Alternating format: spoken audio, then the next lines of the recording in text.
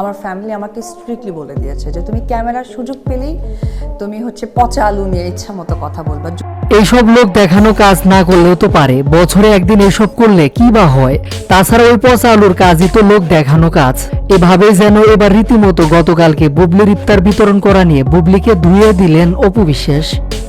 প্রিয় ভিউয়ার্স, বিস্তারিত জানতে সম্পূর্ণ ভিডিও দেখে আপনার মতামত জানান। গতকালকে বিদ্যানন্দন ফাউন্ডেশনে গিয়ে অসহায় সুবিধা বঞ্চিত 2000 মানুষকে ইফতার খাইয়েছেন চিত্রনায়িকা বুবলি। শুধু এবার না, প্রতি বছরই চিত্রনায়িকা বুবলি এমনটা করেন। রোজার একটা দিন অসহায়দের পাশে দাঁড়ান তিনি।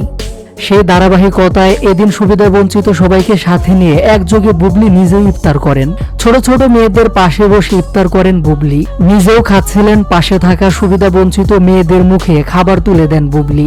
শুধু সেখানকার সুবিধা বঞ্চিত মানুষদের পাশে দাঁড়ানো নয়, এরপর বুবলি যান বস্তিতে।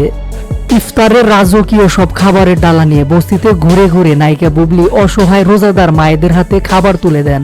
আবেগে বৃদ্ধ মা জড়িয়ে ধরেন নায়িকা বুবলিকে, আবার বুবলিকেও দেখা যায় তাদেরকে জড়িয়ে ধরে পরম আদরে কাছে টেনে নিচ্ছেন।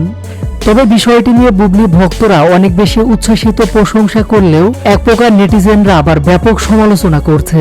অনেকে বলছেন খাবার দিচ্ছে একজন, ক্যামেরাম্যান 150 জন, খাবার দিচ্ছে ভালো কথা, ভিডিও করার কি দরকার, এসব লোক দেখানো কাজ। সাধারণ নেটিজেন থেকে শুরু করে চিত্রনায়িকা অপু বিশ্বাসের ভক্তরাও বুবলিকে ধুয়ে দিয়েছেন।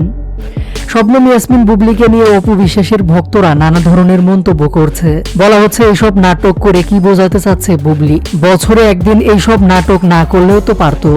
আবার কেউ বা বলছেন বুবলি তো একজন নাটকবাজ মহিলা, সে একজন নাটক করেই তো অপু বিশ্বাসের কাছ থেকে শাকিব খানকে ছিনিয়ে নিয়েছিল। আবার কেউ বা বলছেন বুবলি এসব নাটক করে মানুষের সিম্পেথি নিতে চায়। এভাবে যেন বুবলিকে নিয়ে হাজারো মন্তব্য করছে অপু বিশ্বাসের অনুসারীরা। এদিকে ইফতার করার পাশাপাশি সাংবাদিকদের সাথে কথা বলতে গিয়ে শাকিব খান ছেলে বীরকে নিয়ে অনেক কথা বলেন বুবলি। বুবলি এটাও বলেন, বীর প্রতিনিয়ত দাদা বাড়িতে গিয়ে বাবার সাথে ইফতার করে, আমিও মাঝে মাঝে যোগ দেই। প্রতি বছরই রোজার মধ্যে চিত্রনায়িকা বুবলি বিদ্যানন্দন ফাউন্ডেশনে গিয়ে অসহায় মানুষদের পাশে দাঁড়ান। এ বিষয়টিকে আপনারা কিভাবে দেখছেন? কমেন্ট করে জানিয়ে দিন আপনার মতামত।